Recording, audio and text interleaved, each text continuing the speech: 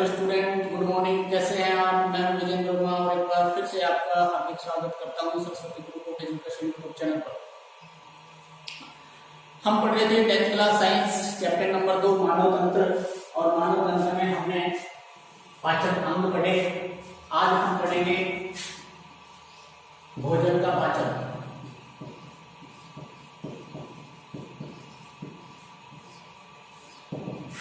देखिए, हम इस टॉपिक में पढ़ने जा रहे हैं कि भोजन का पाचन कौन कौन से अंग में किस किस पोषक तत्व का और किस रूप में होता है, ये सारी चीजें इसमें डिटेल से पढ़ेंगे। तो देखिए, पाचन होता क्या है। पाचन एक यांत्रिक रासायनिक क्रियाओं द्वारा संपन्न होता है। पाचन क्रिया, पाचन अनेक रासायनिक एवं यांत्रिक क्रियाओं द्वारा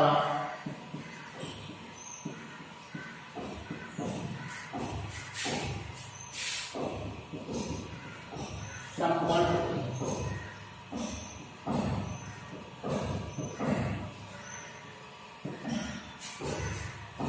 पाचन अनेक रासायनिक, देखो पाचन के लिए, पाचन में अनेक रासायनिक और यांत्रिक क्रियाएं होती हैं। पाचन अनेक रासायनिक और यांत्रिक क्रियाओं द्वारा संपन्न होता है। आहार नाल में विभिन्न अंगों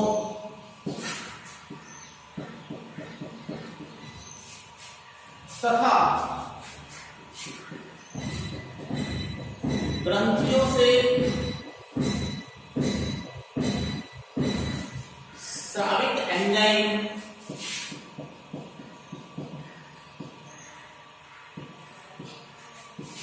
भोजन के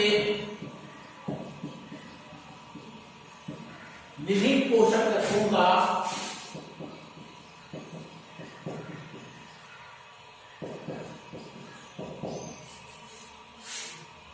जल अपघटन कर पाचन करते हैं।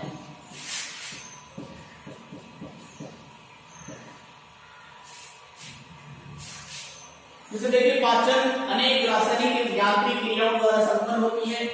और आहार नाल में हमने पढ़ा था, आहार नाल मुख गुहा से लेकर गुदा तक फैली होती है। तो आहार नाल में विभिन्न अंग, और विभिन्न अंग कौन से आते हैं? मुख, ग्रसनी, ग्रासनी, आमाशय, छोटी आंत, बड़ी आंत। तो विभिन्न अंगों और ग्रंथियां हमने ग्रंथियां पढ़ी। तो पाचक ग्रंथियां कितनी हैं? 3। कौन कौन सी? लाल ग्रंथि, अग्नाशय ग्रंथि और यकृत ग्रंथि। तो विभिन्न ग्रंथियों द्वारा स्रावित एंजाइम भोजन के अलग अलग घटकों का पाचन करते हैं, अलग अलग पोषक तत्वों का पाचन करते हैं, और पचित भोजन का फिर अवशोषण कर लिया जाता है। तो सबसे पहले पाचन स्टार्ट कहां से होता है? तो स्टूडेंट, सबसे पहले अपन बात करते हैं मुख गुहा में पाचन।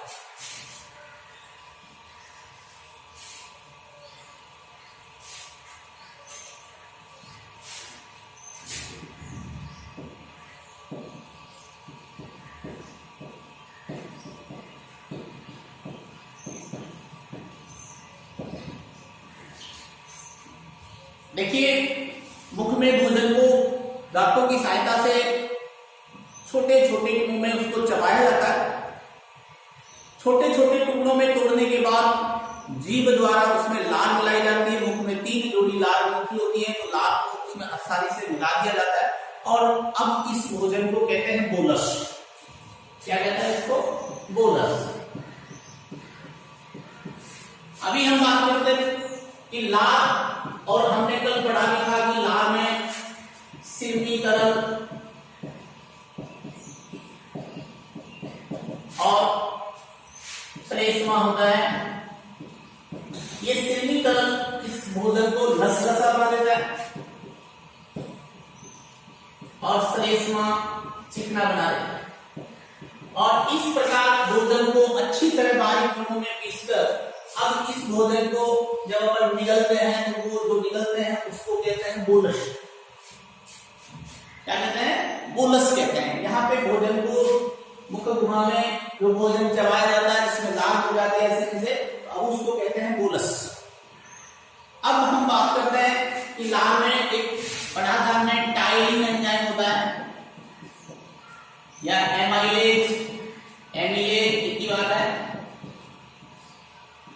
देखो मुख गुहा में भी ये तो हमने पढ़ा कि मुख गुहा में दांत होता है, दांतों से भोजन को चबाते हैं। अब मुख गुहा में भी पाचन होता है। मुख गुहा में क्या होता है, स्टार्च जो होता है, स्टार्च को ये जो टाइलिन एंजाइम है ये बदल देता है इसमें माल्टोज में।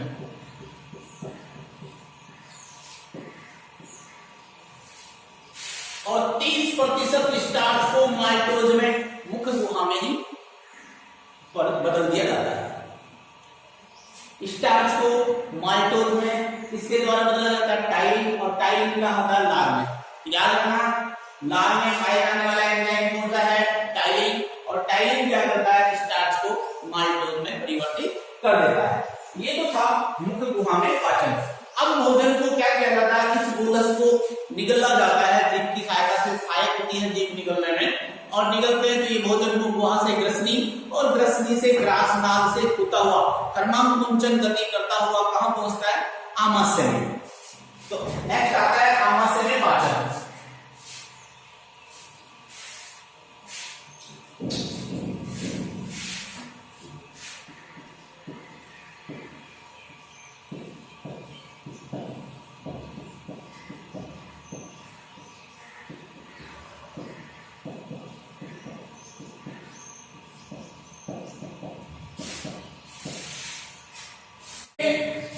आमाशय में 3 प्रकार के स्राव, एक तो होता है म्यूकस, एक परो एंजाइम,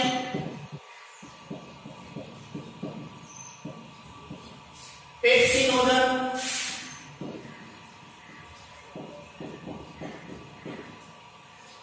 और एक HCl अम्ल का स्राव होता है। आमाशय द्वारा 3 स्राव स्रावित किए जाते हैं, म्यूकस, प्रोएंजाइम, पेप्सिनोजन और HCl अम्ल। अब हम बात करते हैं म्यूकस की। सबसे पहले आता है म्यूकस। देखो म्यूकस का स्राव जो है वो श्लेष्मा गिरवा कोशिकाओं द्वारा किया जाता है।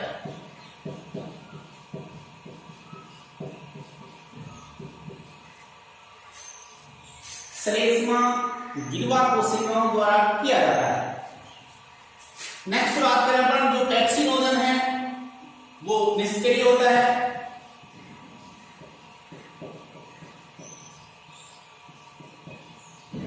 इस निष्क्रिय पेप्सिनोजन को ये जो HCl अम्ल है वो सक्रिय पेप्सिन में परिवर्तित कर देता है।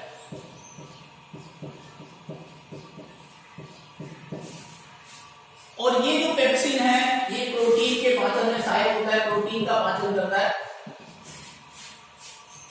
छोटे बच्चों में, नवजात शिशु की बात करें तो पेप्सिन की जगह रेनिन होता है, और रेनिन क्योंकि छोटे बच्चे दूध ही पीते हैं तो इसलिए दूध का पाचन करने वाला एंजाइम है, और ये दूध की प्रोटीन केसिन का पाचन करता है।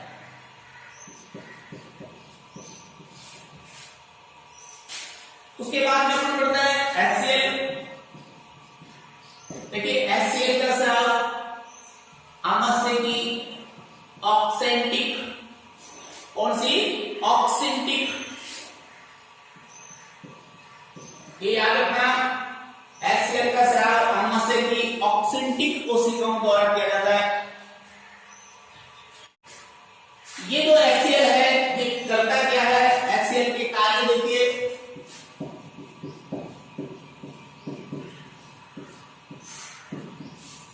ये HCl नंबर 1 भोजन के साथ आए अपशिष्ट कणों को नष्ट करता है, सूक्ष्म कणों को नष्ट करने का काम ये करता है। नंबर 2 निष्क्रिय पेप्सिनोजन को सक्रिय पेप्सिन में बदल देता है। नंबर 3 भोजन के पाचन में सहायक होता है।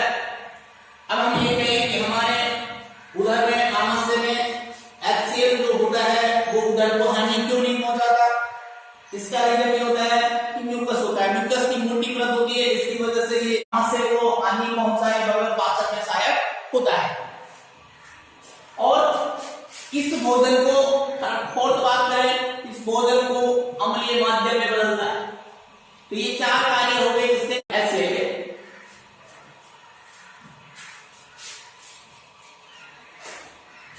ये चार कार्य किसके हुए? HCl के।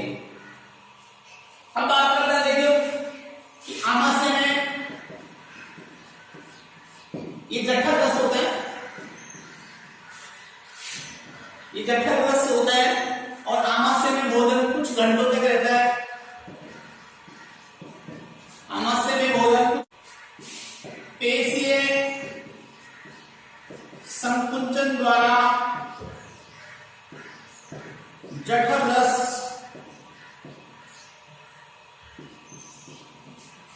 पेशीय संकुचन द्वारा भोजन में जठर रस को मिश्रित कर दिया जाता है, अच्छी तरह उसमें मथ दिया जाता है, मिला दिया जाता है और अब इस भोजन को कहते हैं काइन।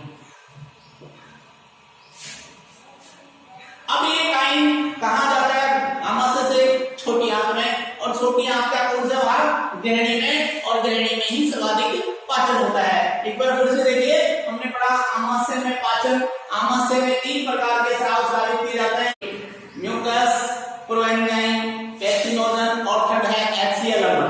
पाके म्यूकस रेशमा द्विवाद कोशिकाओं द्वारा स्रावित किया जाता है। नंबर 2, ये जो निष्क्रिय पेप्सिनोजन है, इसको सक्रिय पेप्सिन में कौन बदलता है? HCl। और ये पेप्सिन क्या करता है? प्रोटीन का अपघटन करता है। और कुछ यानी कि बात करें छोटे बच्चों में पेप्सिन के साथ रेनिन होता है जो दूध की प्रोटीन का पाचन करता है, क्योंकि नवजात शिशु दूध ही पोषण के रूप में लेते हैं। उसके बाद में आता है अपन HCl। देखो HCl का आमाशय की ऑक्सिंटिक कोशिकाओं, याद रखना HCl का स्राव आमाशय की ऑक्सिंटिक कोशिकाओं द्वारा किया जाता है। और ये जो HCl है इसके निम्न कार्य है। नंबर 1, भोजन के साथ आए अवशिष्ट कणों को, सूक्ष्म जीवों को नष्ट करने का कार्य करता है। नंबर 2, अभी हमने पढ़ा निष्क्रिय पेप्सिनोजन को सक्रिय पेप्सिन में बदलता है। नंबर 3 करें, ये पाचन में सहायक होता है। और नंबर 4 पे ये भोजन को अम्लीय माध्यम में परिवर्तित करता है, अम्लीय माध्यम प्रदान करता है। उसके बाद में क्या होता है कि आमाशय में भोजन कुछ घंटों के लिए संग्रहित होता है, उसमें जठर रस मिश्रित किए जाता है। अब उसको भोजन को कहते हैं किया जाता है छोटी आंत में। और हमने पढ़ा था कि आमाशय का ये जो भाग है ये किससे जुड़ा होता है? छोटी आंत के ग्रहणी भाग से। और इस ग्रहणी में ही अग्नाशय रस, पित्त रस और आंतर रस स्रावित किए जाते हैं। इन रसों में विभिन्न एंजाइम होते हैं जो भोजन के पोषक तत्वों का पाचन करते हैं। नंबर 1 बात करें कि पित्त क्या करता है? पित्त वसा का पायसीकरण करता है। पायसीकरण क्या होता है? वसा को छोटी छोटी गोलियों में परिवर्तित करने का काम कौन करता है? पित्त करता है। तथा लाइपेज एंजाइम को, ये पित्त ही क्या करता है? नंबर 2, लाइपेज एंजाइम को सक्रिय करता है। ग्रहणी में पचित पोषक पदार्थ आहार रस के रूप में अगला जो भाग है ग्रहणी के अग्र शुभांतर में पहुंचता है। और अग्र शुभांतर में पचित आहार रस का अवशोषण कर लिया जाता है और अवशोषित पदार्थ को, अवशोषित आहार रस को विभिन्न नलिकाओं के माध्यम से रक्त में स्रावित कर दिया जाता है। इसके बाद नेक्स्ट होता है कि अब जो बचा अपचित व अनावशोषित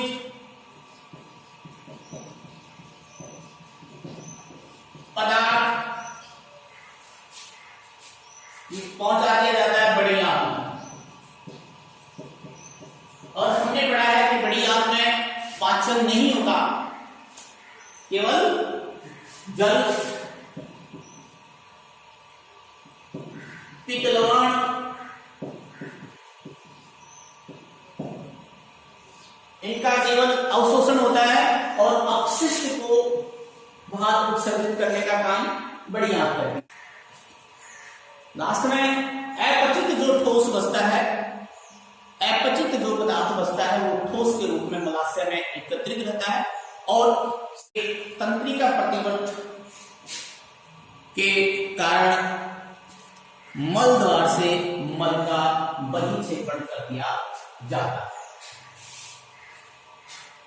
इस प्रकार हमारे शरीर में मुख गुहा में पाचन होता है, आमाशय में पाचन होता है, छोटी आंत में और लास्ट बड़ी आंत।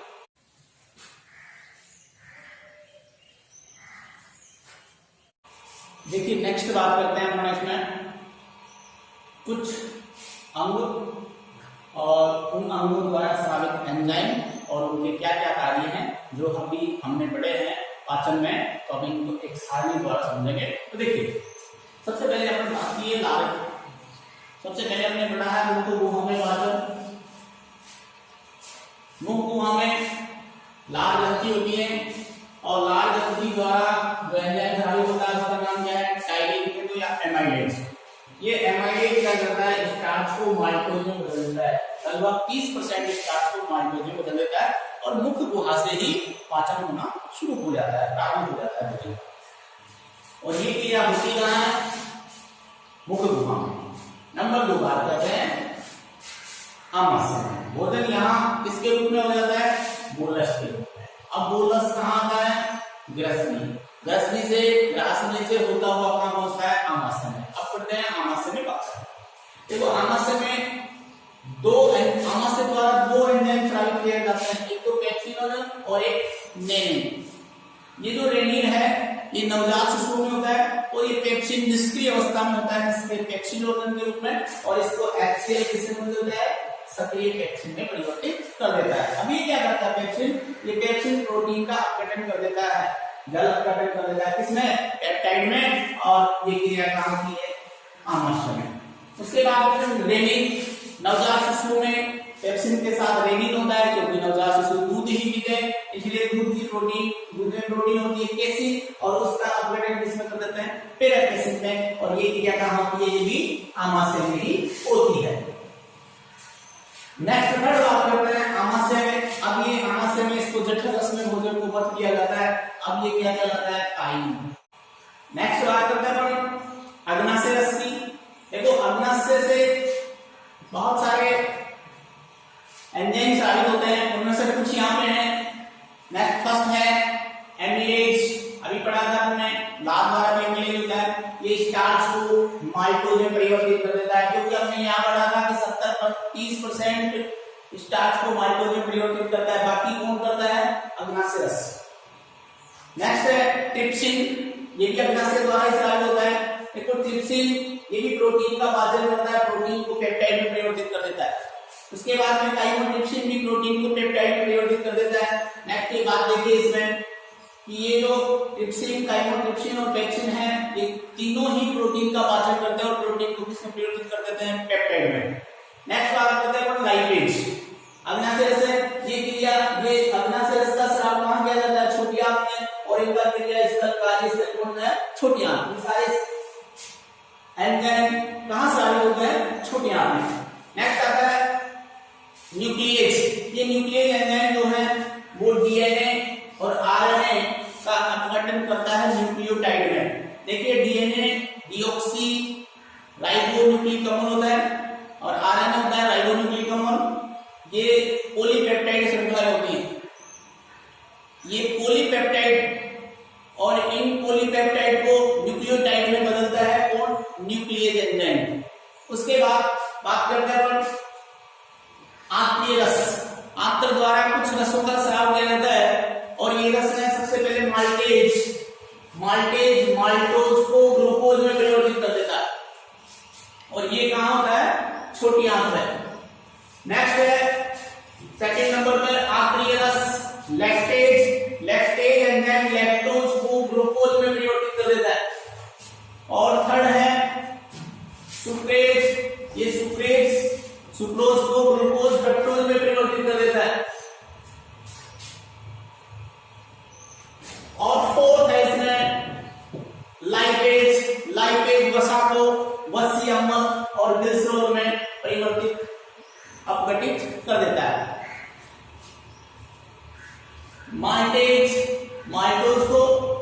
लैक्टेज, लैक्टोज को दूध की संज्ञा है। सुक्रेज, सुक्रोज को गन्ना संज्ञा, फल संज्ञा। लाइपेज, वसा को वसीय अम्ल और जल स्वर में अपघटित कर देता है। और लास्ट है यकृत द्वारा पित्त लवण का स्राव किया जाता है, जो वसा को वसीय अम्ल में, और ये सारे कहाँ होता है? छोटी आंत में। कहाँ होता है? छोटी आंत में। तो इस प्रकार ये अपना पाचन तंत्र आज कंप्लीट। इस पाचन तंत्र को कंप्लीट देखिए। इसमें अपने को पाचन तंत्र का चित्र बनाना है, डायग्राम आपसे बनाए। पाचन अंग पढ़े, उसके बाद में पाचन ग्रंथियां और पाचन अंग का एक एक अंग, उसमें किस बहुत प्रकार के तत्व का, पोषक तत्व का पाचन होता है, ये सारी चीजें इस लेसन में इस पाचन तंत्र में कंप्लीट करें। और नेक्स्ट अपना जो टॉपिक है नया वो आएगा जल शोषण तंत्र। Have a nice day. Thank you.